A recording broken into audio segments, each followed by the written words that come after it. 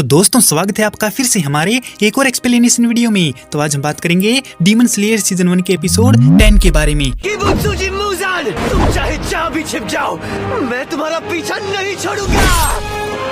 Last episode में हमने देखा था कि टेमारी डीमन और एरो डीमन उन लोगों के फुटस्टेप से उनका पता लगा लेते हैं और उन्हें फाइट में अच्छी खासी टक्कर देते हैं, लेकिन तांजीरो ने स्ट्रेटेजी बदलकर एरो डीमन की गर्दन को काट दिया था, जिससे डीमन गुस्सा हो जाता है कि तांजीरो ने उसकी गर्दन काटकर जमीन पर क्यों गिराई। अब उसकी गर्दन धूल में हो गई है। तो गुस्सा होकर डीमन तांजीरो पर फिर से अपने एरो से अटैक कर देता है, जो इस बार काफी शक्तिशाली होते हैं और ज्यादा तेजी में तांजीरो को लेकर एक दीवार से टकराने वाले थे कि तांजीरो WB के फोर्थ फॉर्म स्ट्राइकिंग टाइड के इस्तेमाल से बच जाता है, लेकिन एरो उसका पीछा यहीं तक नहीं छोड़ते। वो उसको हवा में ले जाते हैं और तेजी से नीचे गिराने लगते हैं। तांजीरो एरो की स्पीड रोकने के लिए सेकंड फॉर्म वाटर व्हील का इस्तेमाल करता है कि तभी उसे दूसरा एरो पकड़कर घर की तरफ गिराता है, लेकिन WB का 8th फॉर्म वाटरफॉल बेसिन उसे नीचे गिरने से रोकता है। याहाबा लगातार अपने अटैक्स जारी रखता है, जिससे तांजीरो को बचने के लिए वाटर सरफेस स्लैश,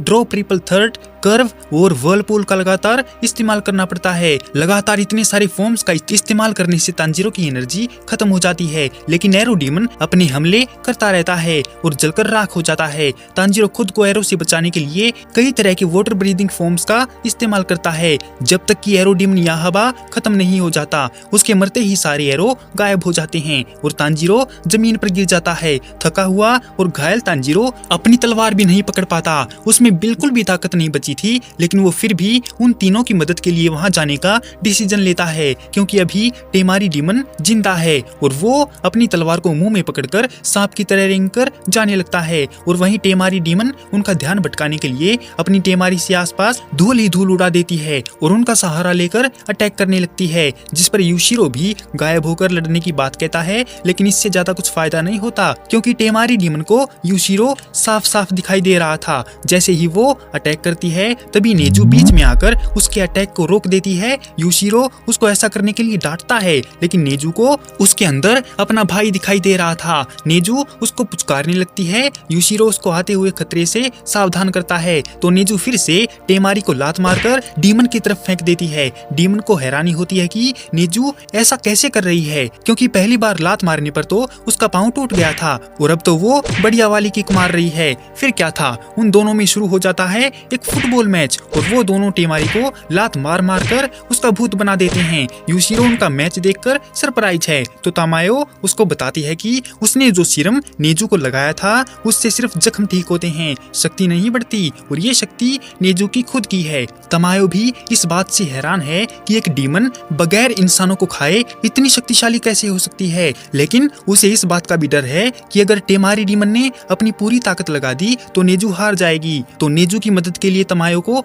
आगे आना पड़ता है और आकर उसको अपनी बातों में फंसाने लगती है कि क्या वो मुजान की असलियत के बारे में जानती है। उसे शायद पता नहीं है कि मुजान एक डरपोक है और वो सभी डीमन को एक साथ नहीं आने देना चाहता। उसे डर है कि अगर सभी डीमन एक साथ आ गए तो वो सब मिलकर मुजान को मार डालेंगे, इसीलिए वो डीमन को आपस में लड़वाता रहता है। टेमारी डीमन उसकी बातों में आने लगती है और मुजान की ताकत के बारे में डींगे मारने लगती है और गलती से किबुत्सुजी बोल देती है। यूशिरो ने देखा कि तमायो अपने बर्ल डीमन art magical aroma of daylight का इस्तेमाल कर रही है, जिससे सामने वाला एक तरह से हिप्नोटाइज हो जाता है और वो ना तो झूठ बोल पाता है और ना सच। तमायो को उस पर दया आती है, लेकिन वो फिर भी उसे अलविदा कहती है, क्योंकि वो मुजान के कर्ज की वजह से मरने वाली है। सुसामारू भागकर मुजान से माफी मांगती है, लेकिन उसकी बॉडी में चेंज होने लगते हैं। तभी उसके शरीर और मुंह से अचानक बड़े बड़े हाथ निकलते हैं और उसे ही पकड़कर उसका काम तमाम कर देते हैं। तांजीरो वहाँ रेंगते हुए आता है और ये देखकर हैरान है कि ये सब क्या हो रहा है। तांजीरो पूछता है कि क्या वो मर चुकी है, लेकिन तमायो बताती है कि वो अभी जिंदा है और कुछ ही टाइम में मर जाएगी।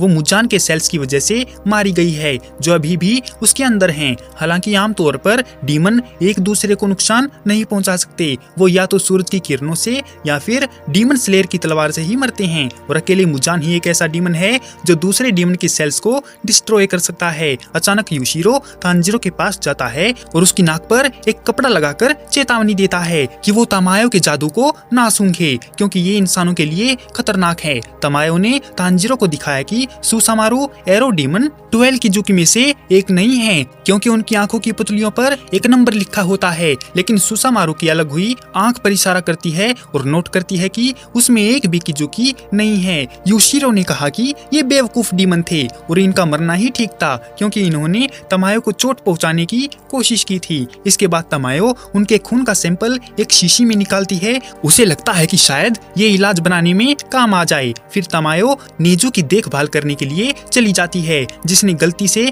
उसके जादू को सूंघ लिया था। तांजीरो को अचानक एक आवाज सुनाई देती है। वो डीमन लड़की टेमारी मांग रही है। तांजीरो को उस पर दया आती है और उसकी आखिरी टेमारी को उसके बगल में रख देता है। वो आवाज उसके साथ खेलने के लिए कहती है, जबकि तांजीरो दुखी होकर नोट करता है कि इसने कई लोगों की जान ली है, लेकिन इसके बावजूद भी वो एक छोटी लड़की थी जिसे खेलना पसंद है। फिर सूरज एक नए दिन को लेकर आता है और डीमन लड़की के मांस के टुकड़े जल जाते हैं, यहाँ तक कि उसका खून भी नहीं बचता। तांजीरो सोचता है कि उसको 12 किजुकी का हिस्सा बताकर उसे धोखे में रखा गया और लड़ने के लिए मजबूर किया गया और जिस अपने मालिक मुजान के लिए ये लड़ाई कर रही थी उसी के कर्ज ने इसको मार डाला। तांजीरो को मुजान पर गुस्सा आता है क्योंकि असली डीमन वाले काम तो वो कर रहा है। सनराइज के साथ ही डीमन घर के तहखाने में चले गए हैं। तांजीरो नीचे जाकर देखता है कि नेजू पूरी तरह से ठीक हो गई है। नेजू खुशी से उसको गले लगा लेती है, लेकिन वो बिना किसी वजह के तमायो को भी गले लगाती है। तमायो को छूने पर यूशिरो गुस्सा हो जाता है, लेकिन तमायो कहती है कि उसे कोई दिक्कत नहीं है। इस पर यूशिरो सोचता है कि तमायो का दिल उसी की तरह सुंदर है। नेजू ने फिर से यूशिरो के सिर को धीरे से थपथपाना शुरू कर देती है जिससे वो परेशान हो जाता है। तमायो बोली कि नेजू जब से नींद से जागी है इसी तरह का बिहेव कर रही है, क्या इसे कोई दिक्कत तो नहीं है? जिस पर तांजीरो उसकी चिंता को दूर करते हुए बताता है कि शायद वो उन दोनों में अपनी फैमिली मेंबर को देख रही है, इसीलिए ऐसा कर रही है। तभी तमायो ने नोट किया कि नेजू तो सिर्फ इंसानों को अपना परिवार समझती है, जबकि वो दोनों तो डीमन हैं। तांजीरो ने समझाया कि नेजू उन्हें इंसान समझती है, इसीलिए उनके साथ ऐसा कर रही है और एक वजह ये भी हो सकती है क्योंकि वो दोनों पॉजिटिव डीमन हैं। तमायो तांजीरो की बात सुनकर रोने लगती है क्योंकि डीमन होने के बावजूद नेजू उसको एक अच्छी इंसान मानती है। यूशिरो को याद आता है कि जब वो तमायो को मिला था तब वो बहुत बीमार था। तमायो ने पूछा कि क्या वो एक डीमन बनने को तैयार है क्योंकि उसकी बीमारी जल्दी ही उसे खत्म कर डालेगी, लेकिन साथ ही साथ वो उसको ये भी बताती है कि डीमन बनने के बाद वो इंसानों से बिल्कुल अलग हो जाएगा। तमायो उसको जल्दी ही जगह बदलने को कहती है, उन्होंने ऐसा नहीं किया तो मुजान उनको पकड़ लेगा। फिर तमायो तांजीरो से कहती है कि क्या वो नेजू की देखभाल करने के लिए अपने पास रख सकती है। पहले तो तांजीरो इस बात पर मानने को राजी हो जाता है, लेकिन जैसे ही नेजू उसको घूर कर देखती है तो वो मना कर देता है क्योंकि वो दोनों हमेशा साथ रहना चाहते हैं। जवाब सुनकर तमायो उनको गुड लक बोलती है और यूशिरो उनको यहाँ से चले जाने को कहता है क्योंकि उनको भी यहाँ से निकलना था। जैसे ही तांजीरो जाने लगता है तो यूशिरो उसको रोक कर बताता है कि वो गलत था क्योंकि उसकी बहन सच में बहुत ही खूबसूरत है। उसकी बात पर तांजीरो मुस्कुरा देता है। बाहर उसका कासुगाई कौवा उसे बार बार दक्षिण पूर्व में एक नए मिशन पर जाने के लिए कहता है और लगातार उसको परेशान करता है। अचानक उन्हें एक जोरदार आवाज आती है। वे मुड़कर देखते हैं कि पीले रंग के कपड़े पहने